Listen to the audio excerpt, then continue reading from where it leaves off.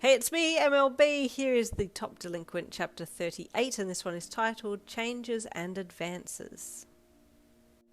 As you got to the large doors of the dining room, you let go of Iida's hand and scratched your cheek nervously. You do not wish to hold hands? He asked, slightly dejected that you had pulled away.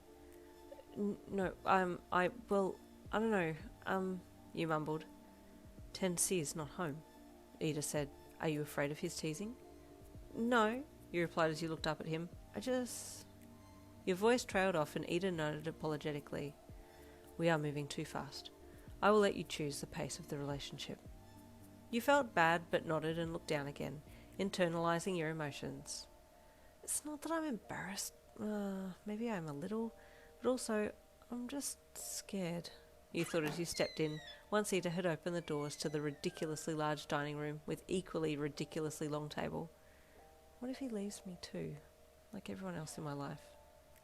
You glanced up at Iida's broad back as he walked ahead, and then looked down again, and walked along behind him down to the end of the table.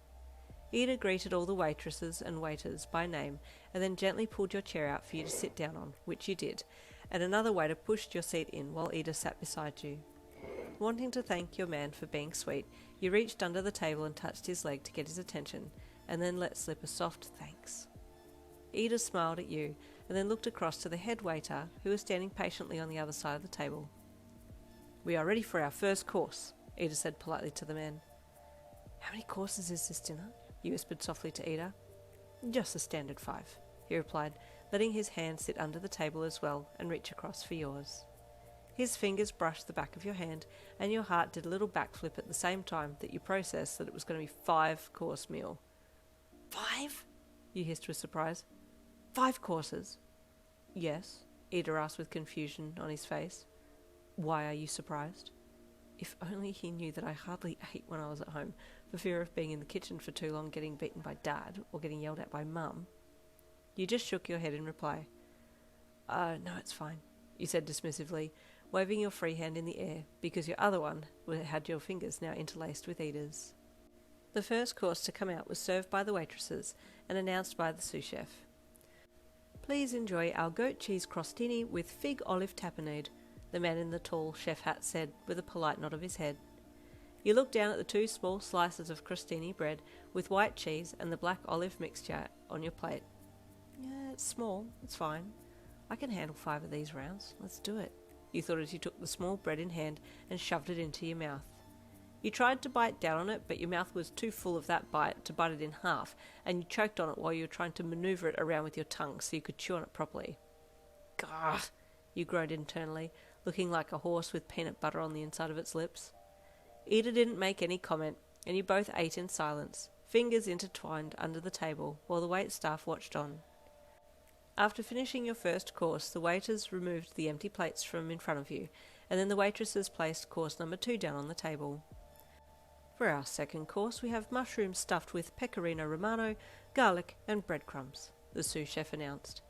Again, it was only 2 mushrooms that sat on the plate before you, and you readied yourself for the next round.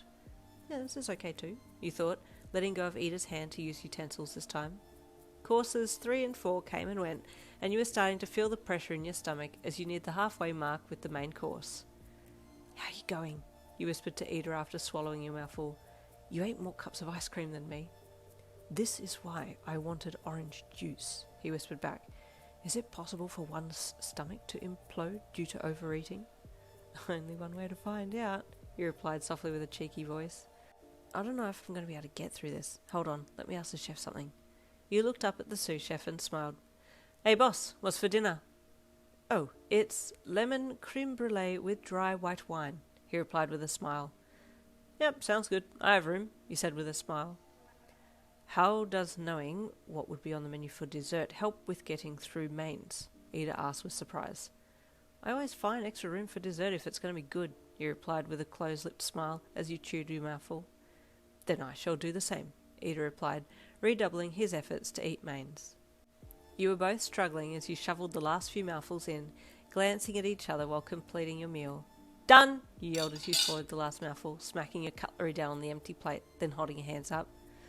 I too am also finished, Iida called, holding up his hand as well. I totally won that, you remarked with a smirk. Not by much. I will be the victor next time, Iida replied with quiet mischief. Now for dessert, the sous chef announced with a bright smile, clapping his hands for the waiters to remove the empty plates.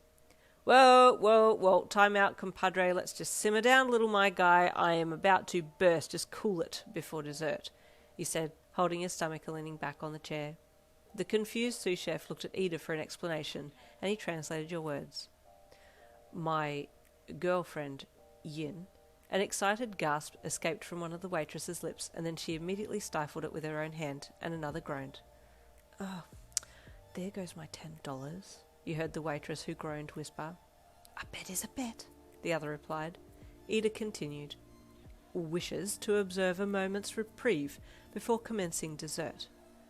Very well, the sous chef replied, signalling for the present company to vacate the room so you and Iida could be alone. Yin, I apologize for pressing to hold your hand earlier. I need to be more respectful of your past and where you are at emotionally, Iida apologized. No, it's fine, Tenya. I'm sorry.